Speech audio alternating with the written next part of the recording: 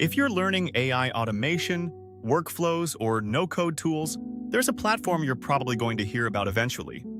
That platform is Airtable. And when people first see Airtable, a lot of them think, wait, is this just a spreadsheet?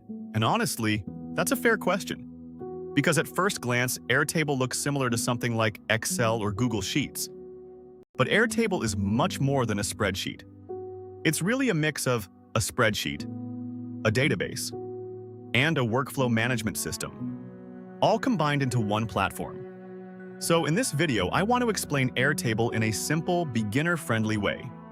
What it actually does, why businesses use it, and why it's become so popular in automation and no-code workflows. Let's start with the basics.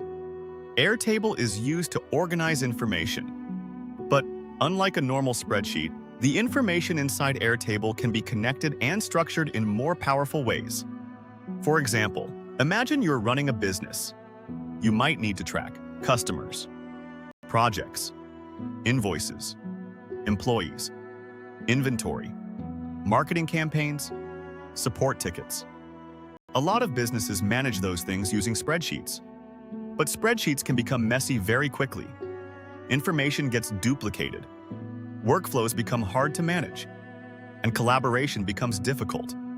Airtable helps organize all of that in a cleaner system. Now let's talk about what Airtable actually looks like. At the center of Airtable are something called bases. You can think of a base like a workspace or database for a project. Inside the base, you have tables. And tables are similar to spreadsheet tabs. Each table stores a specific type of information. For example, one table might contain customer information. Another might contain projects. Another might track invoices. Inside the tables, you have records. A record is basically a row of information. And then you have fields. Fields are the columns that define the type of data being stored. For example, name, email, phone number, status, date, priority. Now, this is where Airtable becomes more powerful than a normal spreadsheet. The information can be connected together. For example, a project can be connected to a customer. An invoice can be connected to a project. A support ticket can be connected to an employee. That relationship between information is what makes Airtable so useful. Now let's talk about how companies actually use Airtable in the real world. One common use case is project management. A company might use Airtable to track projects, deadlines, tasks, team assignments, progress updates. Everything stays organized in one place. Another major use case is CRM management. CRM stands for Customer Relationship Management. A business can use Airtable to store customer information, track conversations, manage leads, and organize sales pipelines. Here's another example. Content management.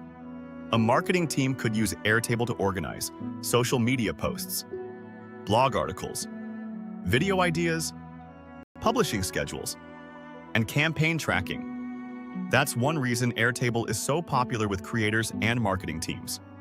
Another major reason Airtable is important is automation. This is where things get really interesting. Airtable connects with automation tools like Zapier, Make, and many AI tools. For example, a customer fills out a form. The information automatically goes into Airtable. An automation sends a follow-up email. A task gets created for the sales team.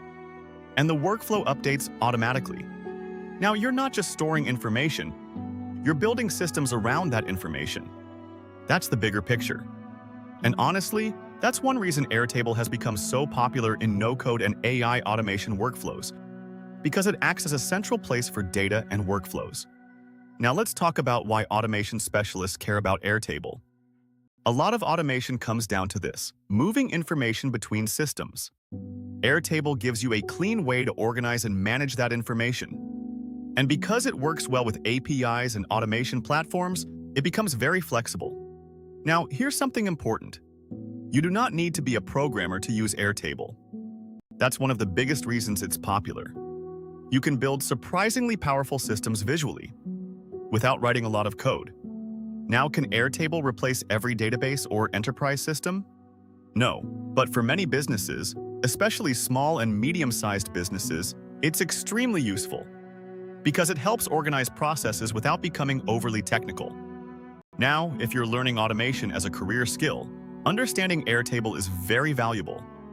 Because businesses care about organized workflows, they care about systems, processes, tracking, collaboration, automation, and Airtable sits right in the middle of all those things. Now, if you're just getting started, keep it simple. Start by building something basic: a task tracker, a customer list, a project board, a content calendar. Then slowly add automation. That's how you learn. And honestly, that's one of the biggest themes in automation. Start simple, build systems gradually, and improve them over time.